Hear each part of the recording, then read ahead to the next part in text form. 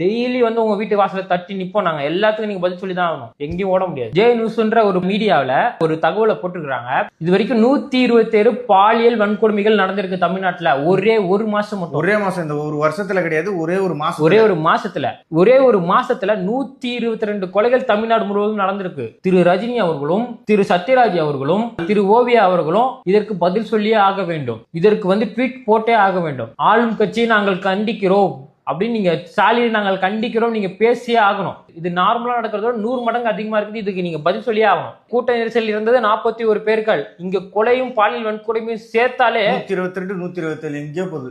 250 கிட்ட போயிட்டு இருக்குது. இதுக்கு யார் பதில் சொல்லுவா?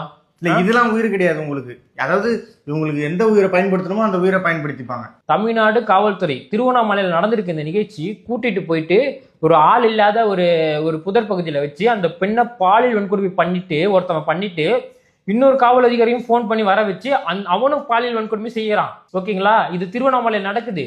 இதுக்கெல்லாம் உங்க மனசு பதறா? இதை பத்தி மனசு யாருக்கும் பதறல. இதை பத்தி யாரும் கண்ணீர் சிந்தல. உங்க பொண்டாட்டி இதுக்கு ஒரு வீடியோ போட சொல்லுங்க ரஜினி சார். இதுக்கு உங்க பொண்டாட்டி ஒரு வீடியோ போட சொல்லுங்க உட்காந்து பேசி. அவங்க வைஃப் எல்லாம் யாருமே இதுக்கு பார்த்ததே. ஆமா சார், உங்களுக்கும் 2 பொண்ணு இருக்குது. அதை யோசிச்சு பார்த்து பேசுங்க. அந்த லாரியில போன 2 பொண்ணுங்க லிஃப்ட் கேட்டு போயிருக்கிறாங்க. ஏதோ வியாபாரத்துக்கு வந்த பெண்கள் அவங்க.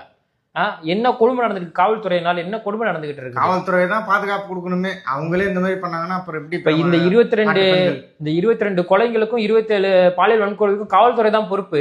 காவல்துறை பார்த்து நம்ம எப்படி கேள்வி கேட்க முடியும்? அவனே இன்னைக்கு பாலியல் வன்கொடுமை செய்யறான். இதெல்லாம் பத்தி கேள்வி கேட்க மாட்டீங்களா? இதெல்லாம் பத்தி சீன் துப்புங்களா சத்யராஜ் சார்? துப்புங்க. உங்களுக்கு ஒரு பொண்ணு இருக்காங்கல்ல, துப்புங்க. காவல்துறைக்கு பொறுப்பா இருக்கிற மு.க. ஸ்டாலின் அவர்கள் தானே பொறுப்பு. இதை கேளுங்களா? முடிஞ்ச ஆன்மீக கேளுங்க. கரூர் சம்பவம் மட்டும் இல்லன்னா இந்த 127 பாலியல் வன்கொடுமை வந்து ஒரே மாசத்துல எப்படி நடந்தது, இதை பத்தி விஜய் பேசல அப்படின்னு சொல்லி பேசிட்டு இருந்திருப்பாங்க. இதை வந்து அடுத்த மீட்டிங்ல விஜய் அவர்கள் பேசியிருப்பாருங்க. விஜய் அவர்கள் பேசினாதான் அந்த விஷயம் தமிழ்நாடு முழுக்க தெரியும். ஸோ இதெல்லாம் வந்து அநியாயத்தோட உச்சம். இதெல்லாம் வந்து நான் இவர் தப்பு பண்ணதான் நான் கேட்பேன், இவர் பண்ணா நான் கேட்க மாட்டேன்னா